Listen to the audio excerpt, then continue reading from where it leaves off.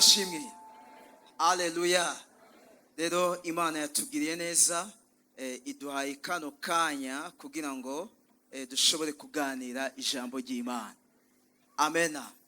Haleluya. Yesu nashimwe cyane. Murahari. Imana ibahezagire cyane. Amen. Ijambo tugiye kuganira ni ijambo rivuga ngo Ufise Kristo Afise Ubugingo Budashira. Haleluya. Ayo n'amajambo yavuzwe na Yohana mu cete ca mbere ca Yohana, cete ca mbere ca Yohana igice ca 5 uhere ku murongo, turashobora guhera ku murongo w'9 tumanuke gushika ku murongo wa 13. Haleluya. Ufise Kristo Afise Ubugingo Budashira.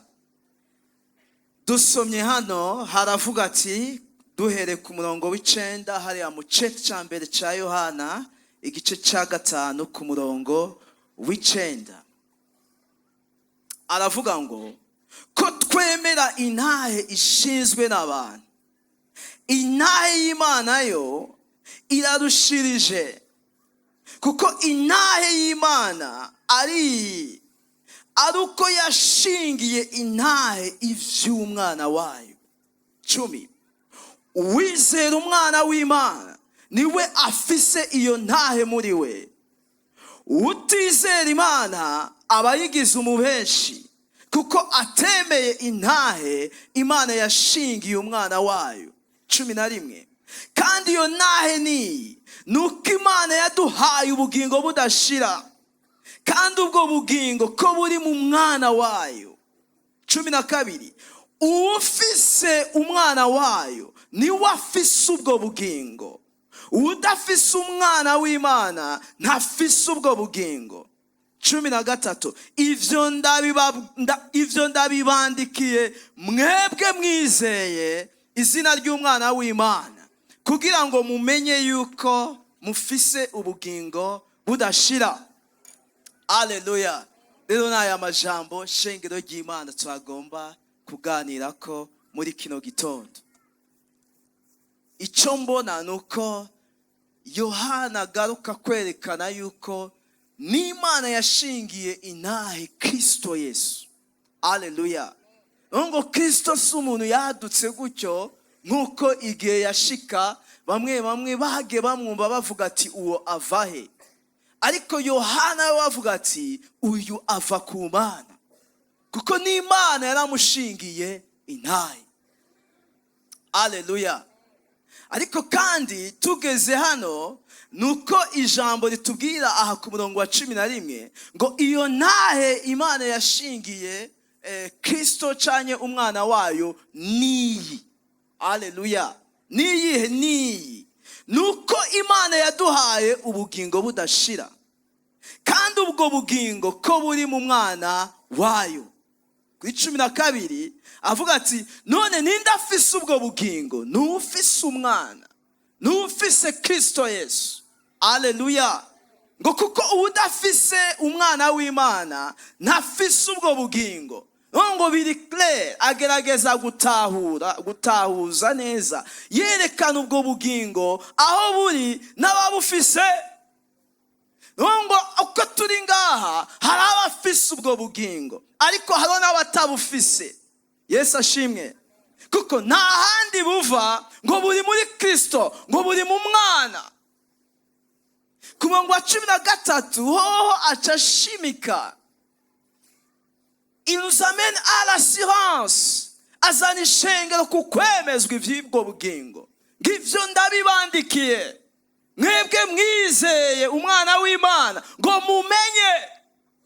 Haleluya. Ko mufise ubugingo budashira. Erega nta handi buva bene data. Buva he? Buva muri Kristo Yesu. Rero ico twobandanya tuvuga hano niki, nuko cyane dukwiye kwemezwa, kuko tubona uri kuraraba kino gice gitoya ca Bibiliya, tubona Yohana azana kugushimika cyane, atuzana kukwemezwa. Haleluya. Yesu ashimwe. Haleluya. Atuzana kukwemezwa. Kuko hamwe na hamwe uwufise ubugingo ashobora kubukekeranya, ariko kandi n'utabufise ashobora kumva yuko abufise. Haleluya. Nico gituma Yohana wewe arashiraho itandukaniro akerekana ababufise n'abafise Kristo n'abafise umwana. Haleluya. Rero nico gituma uyu munsi ubwo bugingo buri muri Kristo. Igihe kimwe hariya muri Luka igice ca 12 ndiko ndasoma, mbona Yesu yaganiriye n'umutunzi. Umutunzi aramubwira ati nkora iki kugira ndaga ubugingo? Ni iki nokora kugira ngo ndonke ubuzima? Ariko Kristo ariko aramuraba aramubwira ati genda ushire mu ngiro ivyagezwe canke amabwirizwa nkuko uyazi. Nawe aramubwira ati mugenzi, kuva nkiri muto ivyo narabikoze kandi n'ubu ndabishishikara. Nukuvuga ngo uwaciye mu vyagezwe wabishishikaye aracafise ikibazo c'ubugingo. Yesu amubwira ati rero igikurikira rero, shora ivyo ufise vyose, tanga ivyo ufise vyose, ubuhereze aboro, uhejeje kubitanga uce unkurikira. Haleluya. Bisigura ngo nta handi hava ubuzima. Uyu mutunzi yarazazaniwe ntiyatahura mbega nkora iki bigende gute. Yesu aramubwira ati tanga ivyo ufise, wararondeye ibintu ufise ni vyinshi. Kumbure ko uyu mutunzi yavuga ati none ko bitagenda, ubwo iyi noti yanje naco yomfasha kubijanye n'ubugingo. Ahantu kubakira MINEVAM ishengero rinini sinoronka ubugingo. Ahantu kora cyane nkashishikara gufasha imfuvyi n'abafakazi sinorogwa ubwami bw'Imana. Yesu amuravye mu mutima aramubwira ati bisaba kunkurikira. Haleluya. Bisaba kunyakira nk'umwami n'umukiza. Bisaba kunyizera. Bisaba kwifatanya nanje. Bisaba kwihana. Bisaba kuva mu vyaha. Bisaba gusiga ivyo wubakiyeko vy'agaciro vy'umubiri, vy'amatungo, ibihimbaro vy'ivyaha, iminezero y'iterambere n'ubutunzi bwa kino gihe. Bisaba gusiga inyuma vyose ukankurikira. Ubugingo n'ahandi buva shengero, buva mu gukurikira Kristo, buva mu kumwizera. Nivyo Yohani avuga ngaha. Haleluya. Rero twama twabonye kenshi aho abantu bagomba kugendana n'Imana uko bavyumva, ariko ntitugendana n'Imana uko tuvyumva. Hari igihe umuntu umenga ivy'agakiza bibavyo kubera bivanye na mutu canke uko yaramutse. Avyutse avyumva, akumva yo kwirirwa kw'ishengero, akumva yoja gukorana n'abandi, akumva vy'ukuri yobaza ati mbega urutonde rw'ishengero ino ndwi rumeze gute? Bijanye n'ingene ingene yavyutse. None ibintu biri sentimental. Agakiza kiwe n'akibishobisho. Ariko iyo avyutse atavyumva, yumva yorondera umu ex. Umusore yari yarahevye bagendanye kera. Kubera iki? Avyutse mu bigumbagumba vyiwe vy'agakiza ntavyumva. Yumva inzoga, hari uvuga ati inzoga yasuye kumotera. Yumva umenga asuye kwibutsa kakagu ka vyeri. Kubera iki? Mu bishobisho vyiwe avyutse atavyumva. Ariko ivyo Yohana avuga ngaha, avuga ngo mumenye neza, mwemezwe, kuko ivy'agakiza, ivy'ubugingo si ibintu bijanye n'ukuntu tuvyiyumvamwo. Ce sont des faits en Christ. Ni ibintu vyakozwe, vyarakoretse. Haleluya. Vyakorekeye, vyakorewe mu mwana w'Imana, vyakorekeye muri Kristo. Rero ufise umwana afise ubugingo. Naco okora nitubwiteze kuba ari muri Yesu, twarabuhawe. Abari muri Yesu ntibabwiteze. ntibazoburonka nimba uri muri Yesu urabufise. Cyo gituma umuririmbyi yavuze ngo namba uri muri Yesu ugire gute? Stay there, remain there, gumamwo. Haleluya. Rero nta bikorwa ukora ngo uragwe ubugingo, niwo kwinvestisa cyane ngo uragwe ubugingo, niwo gerageza guhindura ubuzima bw'abantu bafashije bave mu bukene, bave mu bworo, ubashireho imigambi, witwararika ibintu nabiriya ngo uragwe ubugingo. Oya, icyo ukwiye kwama wibaza ni kwibaza ati mbega burya narahaye ubuzima bwanje Yesu? Cyo nicyo kibazo gihari. Narahaye ubuzima bwanje Yesu? Mbega naramwizeye nk'umwami n'umukiza? Mumbarize mugeza, warahaye ubuzima bwawe Yesu? Ishobora kuba oui ou non. Nimba kubwira ngo ego, nimba warahaye ubuzima bwawe Yesu, ufise ubugingo budashira. Nimba utaraha ubuzima bwawe Yesu, nta bugingo budashira ufise. Buri hehe? Buri muri Kristo Yesu. Haleluya. Rero aya majambo n'amajambo asubira kutujura mu gikorwa Kristo Yesu yakoze. Haleluya. Rero ubu bugingo twumva, ubu bugingo turiko turavuga, nta handi buri mu mwana w'Imana. Ubundi ikindi dukwiye gutahura tuvuze ubugingo, iri jambo ubugingo hamwe na hamwe rishobora kumvikana no kuba kumbura umuntu agihema, kuba ataravamwo umhemu y'abazima, kuba uriho kubuhema, umenga iri jambo tworitwara mu urwo ruhande, ariko birarengeye ivyo. Haleluya. Kuba waramutse, kuba ugihema, kuba ukigendagenda, ntibifatana no kuba ufise ubugingo. Nivyo vyomera nk'ivyegera, mugabo si ivyo, biri kure y'ivyo. Kuko ubugingo ni ic'agaciro dufise nk'abizera. Ubundi nk'abizera nta kindi kintu c'agaciro dufise. Aha dushobora kwigisha kuronka amahera no gutera imbere, ariko tuba turiko twigisha ibitari vyo, tuba turiko turanabesha. Kuko twavuze ivyo, abafise amahera ntibazogaruka, hazoca haza kumviriza abatarayaronka.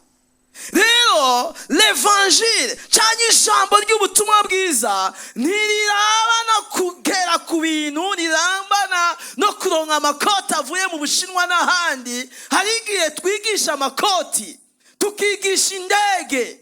Imvire kwigisha indege uyigendeyemo rimwe, ari umwana yicamo rimwe mu ndwi, uriko wigisha ibitari vyo. Haleluya.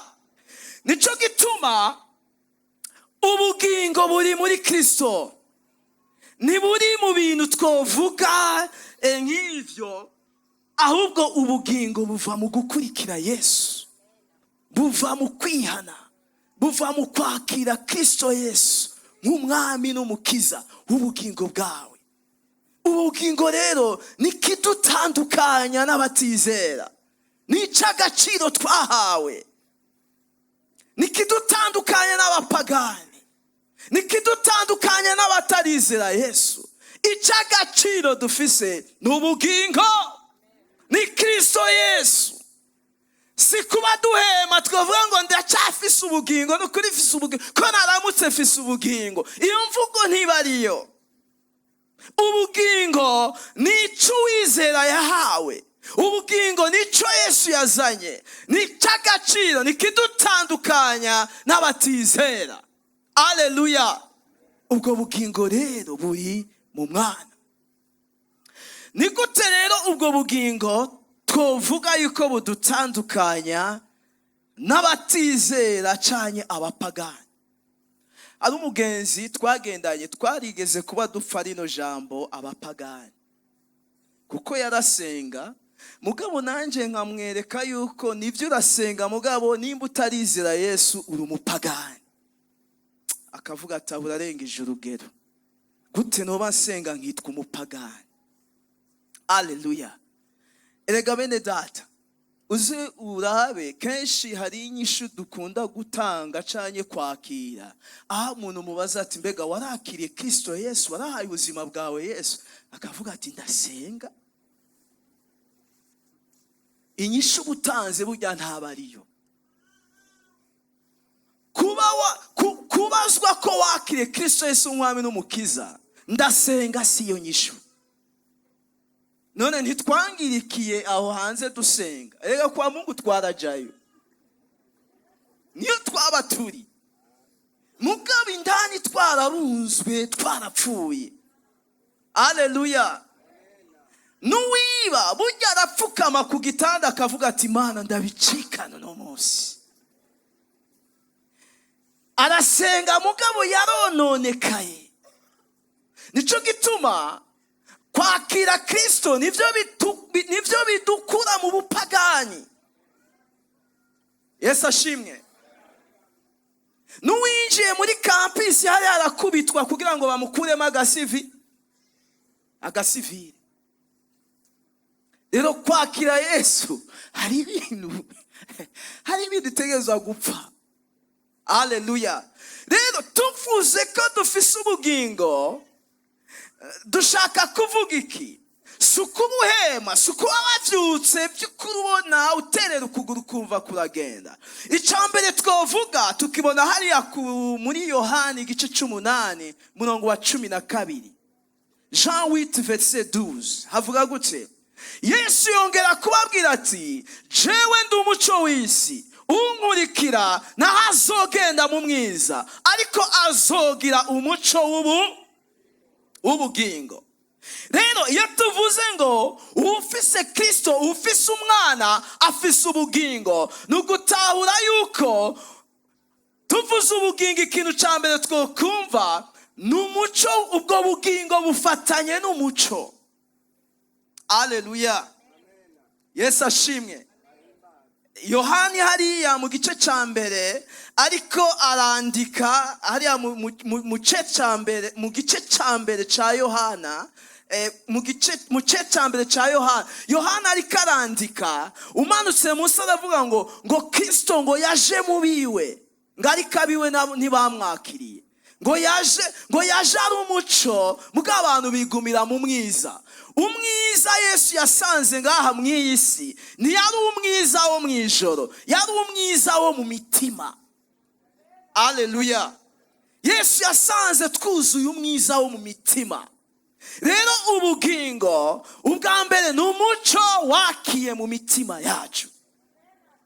Yesu ashimwe. Nico gituma ubugingo nukugira umuco muri wewe. Kugira umuco muri wewe ni kumva wansi icyaha. Haleluya. N'ahantu muri wewe utandukana n'ibibi, ukumva wifatanije n'ivyiza, atari impanuro wahawe, kuko Yesu yamaze kwinjira muri wewe. Haleluya. Ikimenyamenya ca mbere c'umuntu yakiriye Yesu, muri we yumva yanse icyaha. Haleluya. Ushobora kuba wamuha ibintu bikomeye, muga kubera vyari ivy'ivyaha araza akagusezerera. Haleluya.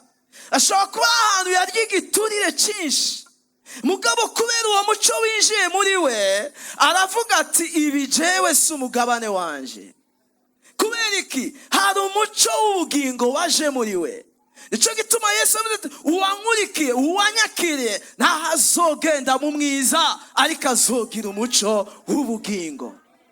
Icambere rero ikiranga umuntu yakiriye Yesu, ubu bugingo dufise sukubuhema, ariko naho uhema n'ahantu abakubona babona ko wahindutse, n'ahantu babona ko wanka icitwa icyaha. Haleluya. Icambere rero nugutandukana n'icyaha, nibwo bugingo. Ubugingo budutandukanya n'icyaha. Nta numva ukunze iby'Imana, nta numva wansi iby'isi by'ibyaha, ukumva ukuza Imana. Haleluya. Nta numva by'ukuri ibyagutwara kure y'Imana, wumva uvyanse.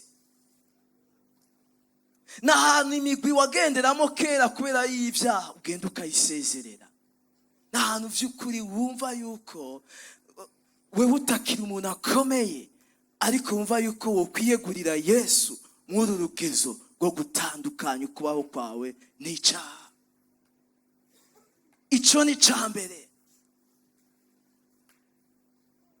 Ibice 99 biranga umukizwa, ibice 99% nukuba waratandukanye n'icyaha.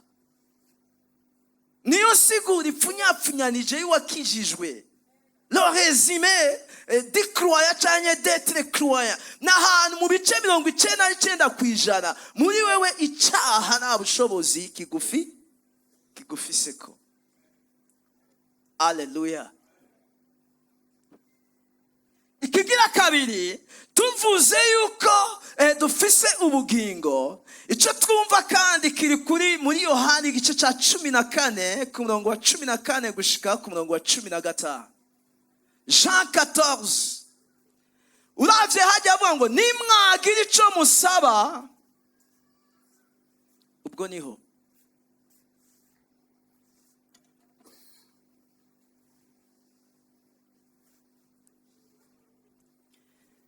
ni Jean 4, Yohani igice cya 4 ku murongo wa 14 gushika ku murongo wa 15. Badukosorere hajya.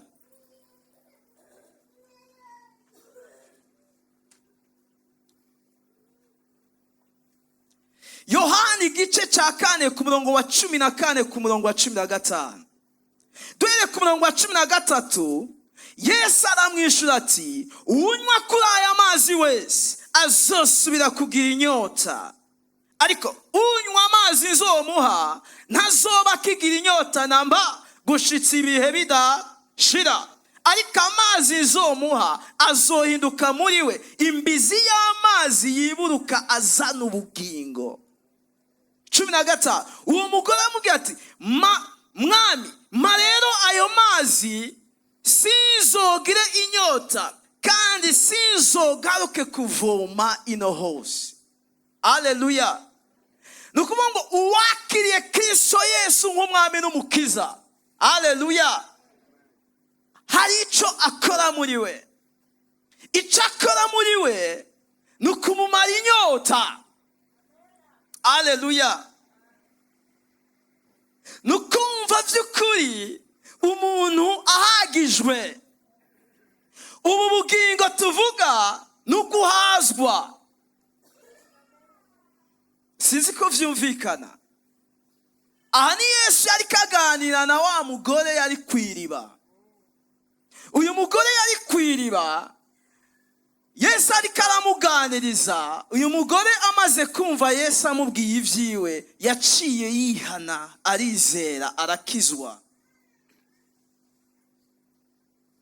Kubera iki? Yesu yamubwiye ubuzima bwiwe, aramubwira ati, erega we urarushe. Naba amasaha uza kuvoma, na amasaha abantu bariko barafungura, na amasaha abantu bagira baruhuke, na amasaha abantu bataza kuvoma. Muri wewe harimo ikibazo. Ufise abagabo benshi, ubu ufise 5, ngira basubirira abandi 5. Tia soif. Yesu, uyu mugore amaze kumenya Yesu, haleluya, arahaguruka aja mu gisagara yiyereka abantu, aravuga ati, nabonye Yesu. Ico gituma iri jambo riri hano rivuga ngo unywa amazi nzomuha ntahazosubira kugira inyota namba, ariko amazi nzomuha azohinduka muri we isoko y'ubugingo uhereye none gushitsa ibihe bidashira. Rero ubugingo n'ahantu wumva, murabizi igihe wakira Kristo Yesu umwami n'umukiza, hanze byari bikimeze kwa kundi, mugabe indani haje umutuzo. Agakize rega niho karyoheye. Yesu agukijije nakubwira ati, wenda abona urapanze.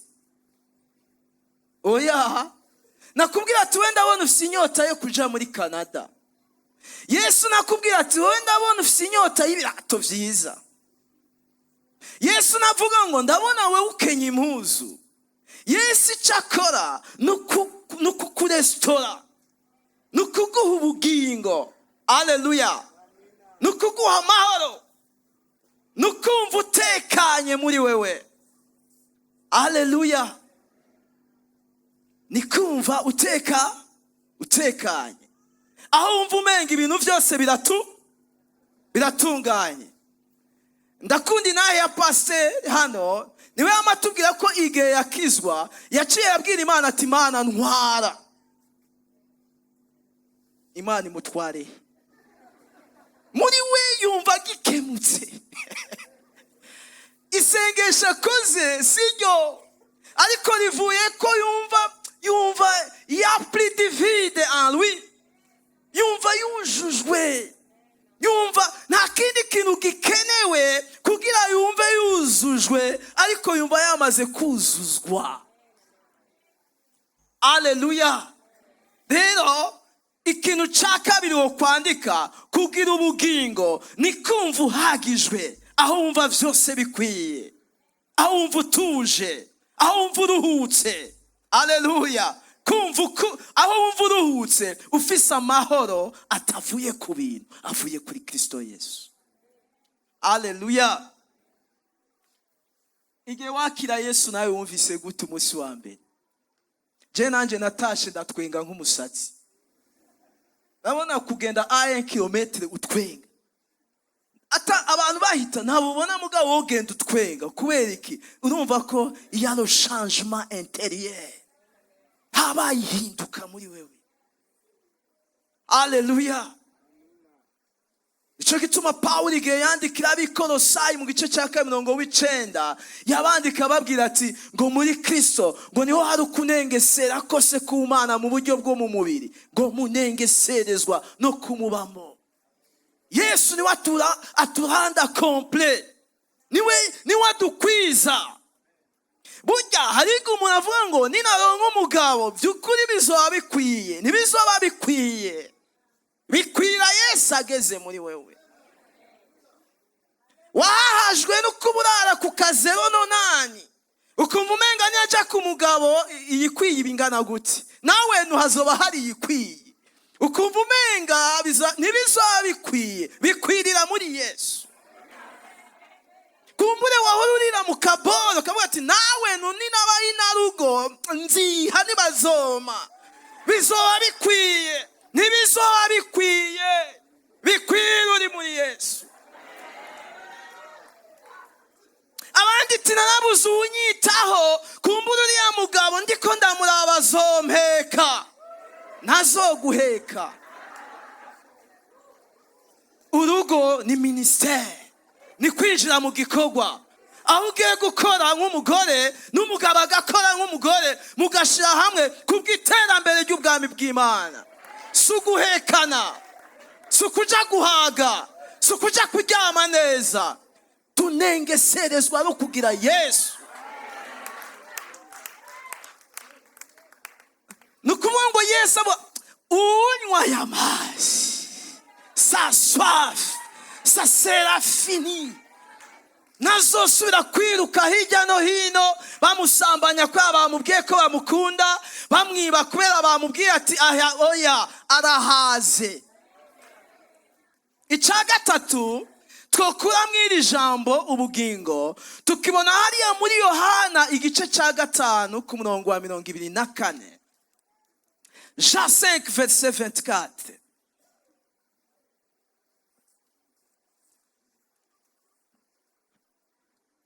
Yohana igice cya 5 umurongo wa 24. Nukuri ndababwire, uwumva ijambo ryanje akizera uwantumye niwe afise ubugingo budashira, kandi ntazoshigwa mu rukinja, ariko abavuye mu rupfu ashitse mu bugingo. Haleluya. Iri jambo ubugingo risigura iki? Risigura kuva mu rupfu ukaba ushitse mu bugingo.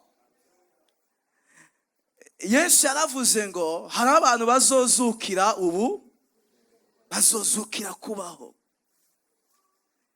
Ubu bugingo bavuga na ahantu turi mw'isi twavuye mu rupfu twagiye mu bugingo. mumbona umenga ndacari wa wundi, mugabo mu buryo bw'impwemu sinkiri wa wundi. Navuye mu rupfu, ikibanza mwibaza ko ndimo sico nkirimo. Mu buryo bw'impwemu ndahandi hantu. Navuye mu rupfu nagiye mu bugingo. Ninava mu mubiri ntibazonsengera ngo nje mu bugingo, baratubesha. Ubugingo ndaburimo narakiriye Yesu, ndiko ndagenda, ndiko nja mu ijuru. Nta masengesho bazokora ngo nje mu ijuru, nta bintu bazovuga ngo nje mu ijuru. Si misa 5 cyangwa 6, ariko bavuga ati mwandikishize imisa nyinshi, ntabure mumwuzurize. Oya, abavuye mu rupfu, ava mu rupfu ryari yizeye ngo abavuye mu rupfu ashitse mu bugingo. Ça marche ici sur terre, c'est vers le ciel. Uyu niyagenda azoba avuye mu mubiri, mugabo agiye ari muzima. Mwizuka azozukira kubaho. Haleluya. Ubugingo n'ahantu tuzobana n'Imana. Ubugingo n'ahantu tuzobaho. Ubugingo n'ahantu agapfuye katabazwa ivu, ariko n'ahantu vy'ukuri turiko tuja mu ijuru, turi mu rugendo ruja mu ijuru. Haleluya. Pawulo arababwira ati iwacu ni he? Mu ijuru. Rero icya gatatu, ubugingo ni kuba twavuye mu rupfu. Haleluya. Tukaba turi kumwe n'Imana tukiri hano. Ikizodukurikira ni ntahe. Ikizodukurikira ni umunezero w'abasigaye, aho bavuga ati nukuri yarizeye. Amina. Nagomba kuvuga ikigira kane gisigurira ijambo ubugingo. Igice cya mbere cya Yohana, igice cya 3 ku murongo wa 13 gushika ku murongo wa 18. Bene data, ntimutangazwe nuko abisi baba. Twebwe turazi yuko twavuye mu rupfu twashitse mu bugingo, kuko dukunda bene data. Udakundana yama mu rupfu. Shaka kugezaho, Yohani hanavuga ikintu gikomeye. Aravuga ati twebwe turazi yuko dukunda bene data, ariko ikibimwemeza ni iki? Nuko ngo twavuye mu rupfu twashitse mu bugingo, nico gituma dukunda bene data. Mu yandi majambo, hanze nta rukundo ruriyo. Haleluya. Burya mwene wanyu nimba atarakizwa, ntumuronderemwo urukundo. Nimupfe ko atashashe, nimupfe ko ahanagura ibirato vyiwe gusa, nimupfe ko mu cyumba hatameze neza. Nta rukundo ruri muri we. N'umuvyeyi akuvyara, burya nimba atarakira umwami Yesu, hari ikintu ufise adafise. Yohana avuga ati urukundo turazi ko turufise, kuko iyo twari turi ntabwo ari ruriyo. Twavuye mu rupfu twashitse mu bugingo. Uyu munsi aho turi hari urukundo, nico gituma dushobora gukunda bene data. Iri jambo ubugingo, c'est l'amour. Nahantu ukunda umugore wawe, numukunda kubera bibereye, ahubwo muri wewe ufise urukundo. Nahantu wumva ukuza abana bawe, nahantu wumva vy'ukuri ufise imigenderanire myiza n'ababanyi, nahantu aho uri utavuma abategetsi b'igihugu. Ibiriko biraba kumbure kutabitahura, mugabo muri wewe harimo urukundo. Haleluya. Si imigenderanire myiza muzi wawe, si imigenderanire myiza mw'ishengero, ufise imigenderanire myiza mu kibano, ufise imigenderanire myiza mu gihugu, ufise imigenderanire myiza kuko ufise ubugingo, ufise urukundo. Haleluya. 15 havuga gutse, uwanga mwene data wundi ni umwicanyi, kandi murazi ko atamwicanyi yogira ubugingo budashira ngo bugume hehe, bugume muri we.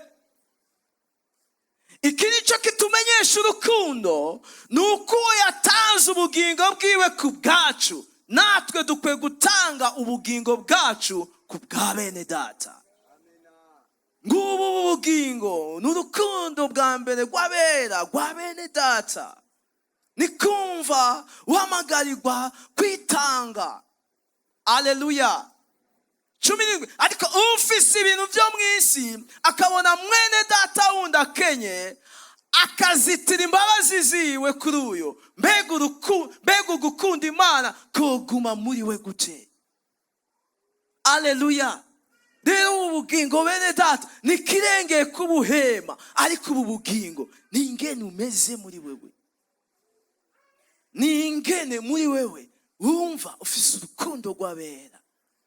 Urwo rukundo rw'abera rukagaragarira mu nzu yawe, rugaragarira aho ushika hose, rugaragarira mu kibano, rugaragarira mu vyawe vyose.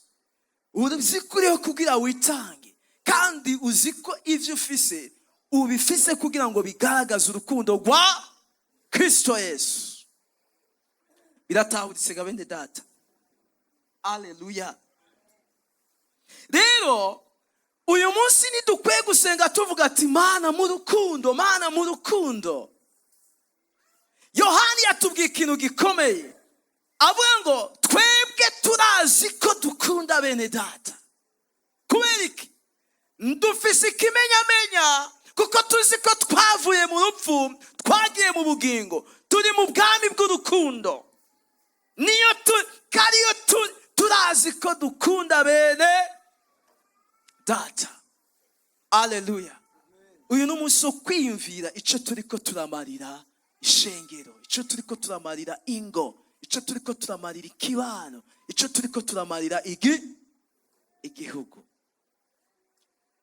Nagomba kuvuga icya gatanu, aricyo cya nyuma tugomba kumva iyo tuvuze ubugingo. Ni Abaheburayo igice 7 ku murongo wa 14 gushika ku murongo wa 17. Birazwi yuko umwami wacu yakomotse kuri Yuda, kandi uwo muryango Mose ntacyo yawuvuze ko c'ubuherezi. Ivyo birushiza guseruka rwose ko haboneka uwundi muherezi ahwanye na Melikisedeki. Ataha ubuherezi nuko vyashizweho n'ivyagezwe byo mu buryo bw'abantu, ariko yahawe ubuherezi n'ubushobozi bw'ubugingo budashobora gukurwaho. Uyu bavuga ni Kristo Yesu. Afise itandukaniro ku bandi baherezi bariho bavuye mu gisekuruza ca Aroni. Mugabo Kristo ntiyavuye mu gisekuruza ca Aroni, yabaye umuherezi mukuru mu buryo bwa Melikisedeki. Ubundi Melikisedeki ageranywa na Kristo, kuko Melikisedeki ntiyabaye umuntu nkatwe, yabaye umuntu ageranywa na Kristo, kuko Melikisedeki ngo nta tanguriro ryiwe ryari rizwi. Umuntu atazi itanguriro ryiwe ni Imana. Nitubona itanguriro ry'Imana, ahubwo niyo tanguriro. Aleluya. Na Melikisedeki ngo amamuko yiwe nigeze amenyekana, nta genealogy yiwe tuzi. Melikisedeki se wiwe ntiyamenyekanye, abo bavukana ntibamenyekanye. Iherezo ryiwe ntawe ari kurivuga, ngo yari umuherezi. Kristo yari umuherezi mu buryo bwa Melikisedeki. Rero Kristo ngo muri we ngo hariho ubushobozi bw'ubugingo butuma adashobora gupfa, adashobora gukurwaho, adashobora gutwarwa n'ikindi kintu cyose. Bisigura ngo twumvise ubugingo, mu bugingo harimo ububasha, harimo ubushobozi. Mu yandi majambo, abantu bafise ubugingo n'abantu Imana iriko irabaraba batagendera mu ntege nke. N'abantu Imana iriko irabaraba nivyo barashobora kugwara, mugabo niyo bagwaye ingwara ntizibagira kububasha. Barahaguruka bagahamagara Imana, kuko bazi ko Imana iri hejuru ya vyose. iyo bumvise impwemu mbi si abantu bashaka kuvuga ati turakeneye pastori, ariko abafise ubugingo bagomba kumenya yuko ubwo bugingo bufatanye n'ububasha, ku buryo aba bantu nimba mu nzu iwabo hateye impwemu mbi bagomba guhaguruka bakavuga ati toka katika jina la Yesu. Haleluya. Ni Kiswahili. Soka mu izina rya Yesu. Ubundi iki gice kenshi twaragitaye. Haleluya. Ariko dukwiye kwizera yuko mu bugingo harimo ubushobozi, mu bugingo harimo inkomezi, mu bugingo harimo ubushizi bw'ubwoba, mu bugingo harimo ubushizi bw'amanga, mu bugingo harimo inkomezi. Haleluya. Kuko tubona ko Kristo Yesu yari umuherezi mukuru kubw'icari. Icari, haleluya, yari inkomoko yiwe. Haleluya. Muri we yari afise ubumana. Ubuzima yari afise bwari ubuzima bw'Imana. Ubu bugingo dufise n'ubuzima bw'Imana. C'est la vie de Dieu. Ubwo buzima rero butegerezwa kuba burofreta ivyizigiro bizima, ubushobozi, inkomezi, intsinzi no kunesha mu izina rya Yesu. Haleluya. Nico gituma uyu munsi hari ibintu byariko biraturiza bidakwiye gusubira kuturiza. Nidukwiye gusubira kurizwa n'ibihe byahindutse. Haleluya. Nidukwiye gusubira kurizwa n'abacu tubona biriko bigenda nabi. Tukwiye kubahamagara cyangwa tukabegera tukabasengera. Umumama umwe yarashinga inahe ejo haheza arambwira ati mwana wanje yaragwaye ndarira nja mu cyumba ngiye kumusengera n'ubundi ndarira. Mugabo araza arambwira ati wewe wagiye kumusengera none uri kurarira. Dusenge. Haleluya. Dupfukame mu bihe binyuranye, duhamagare Imana, muhezagirwe. Tashaka gukomera Imana amashi. Haleluya. Amashi menshi ku mwami wacu Yesu Kristo. Uwufise umwana afise ubugingo budashira. Muri ubwo bugingo harimo kwanga icyaha, harimo umuco, haleluya, utuzana gukunda ivy'Imana ikunda. Muri ubwo bugingo harimo umutuzo, harimo gutekana, harimo amahoro, harimo kubumbwa. Haleluya. Uyu munsi abizera ntibakwiye kuvyuka bavuga ngo tugiye gushaka ubuzima. Oya, tukwiye kubyuka tuvuga ati tugiye ku kazi k'uyu munsi. Muri ubwo bugingo harimo ubuzima bw'ibihe bidashira tuzobanaho na Yesu. Harimo kuzozukira kubaho. Harimo ivyizigiro by'ubuzima budashira. Muri ubwo bugingo harimo urukundo rw'abantu b'Imana. Haleluya. Uko tugaragaza atari uko biyoroshe, ariko kubera turugaragaza kubera ubwami turimo burangwa n'urukundo. Muri ubwo bugingo harimo ubushobozi, hariho ubushobozi bw'ubugingo, harimo inkomezi, harimo intsinzi, harimo kunesha. Umwami Imana bahezage. Haleluya. Haleluya. Rero twagomba guha ikaze umuntu akenera vy'ukuri kwakira Kristo Yesu nk'umwami n'umukiza. Yohani yabitomoye neza ngo ufise ibi twariko turavuga vyose bitandukanye uko twavyumvise, ngo ni ufise Kristo, ngo ni ufise umwana w'Imana. Ngari kudafise umwana w'Imana ubuzima, ubugingo ntabwo afise. Ariko birashoboka ko uyu munsi wakira umwana w'Imana, wakira Yesu, umwizera, ugataha wakiriye ubugingo muri wewe. Ndashaka kuduza ikiganza aho uri kugira tugufashe mu buryo bwihuse. Imana iguhezagire. Haleluya.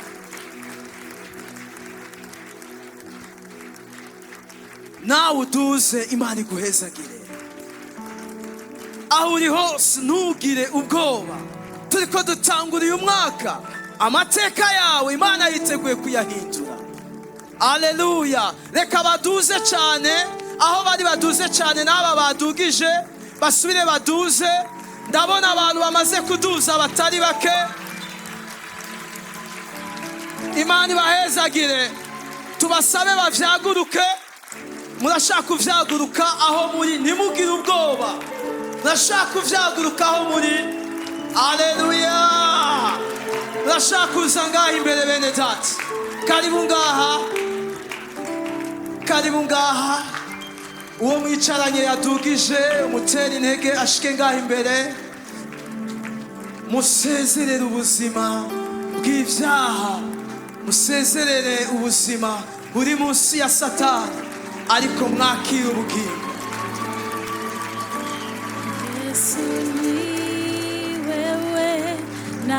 Karibu uwo wese by'ukuri ashaka kugenda yakira ubugingo n'ushaka ryo.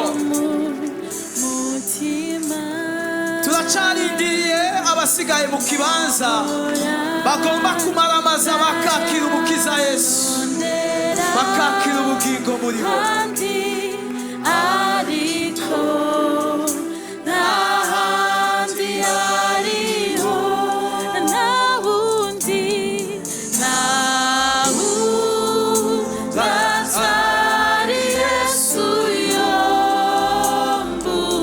Turashaka kuvyaguruka aho turi bibanza.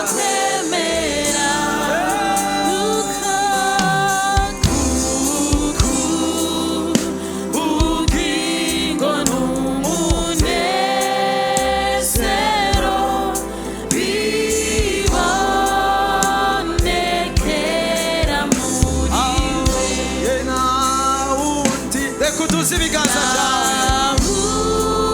Uduze ibiganza byawe.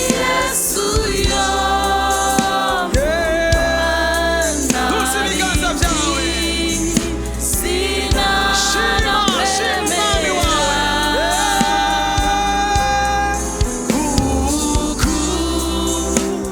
Ubugingo n'umunezero bibonekera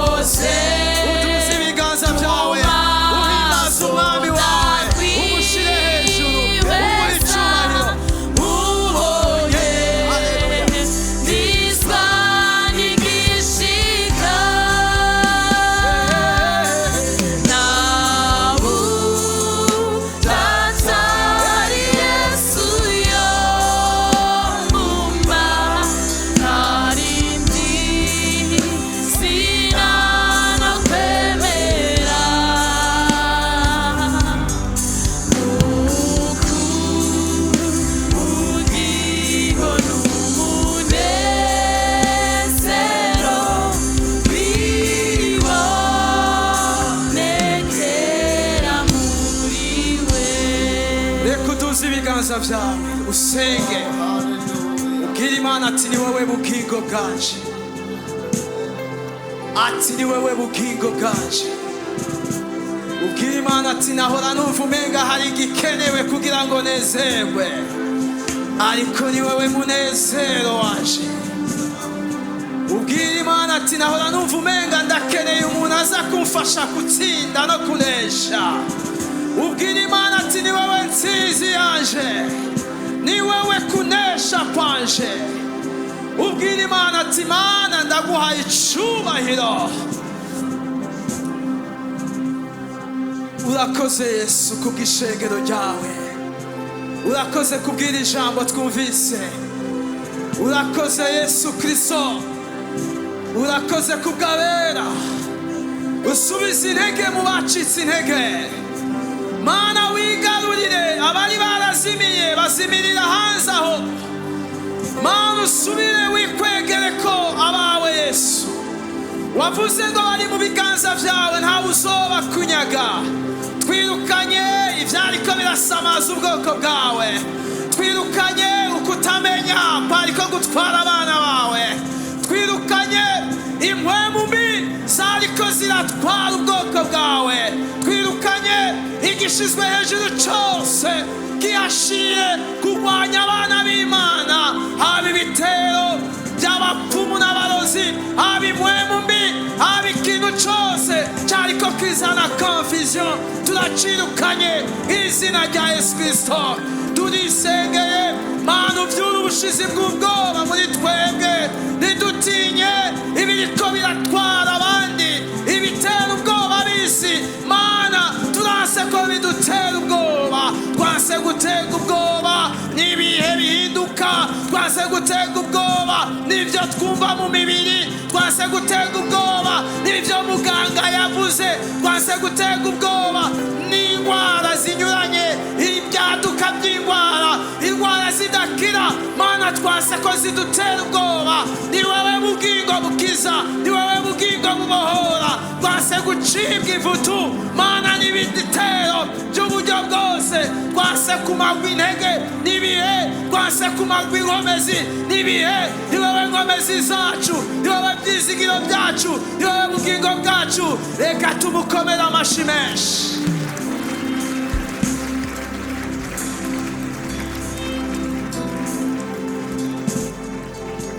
Yesu ashimwe. Turarangije bene data, ugeze mu cyumba cyawe, winjire wugare wiyugarane, ubwire Yesu ati ni wowe bugingo bwaje. Aleluya. Imana irashishikara gukorera muri wowe. Reka duhe umwami wacu amashi menshi. Aleluya. Mugendane na Yesu. Mwakoze kuba hano, muze mugirirwe nziza n'ibikorwa byiza, muhezagirwe n'Imana.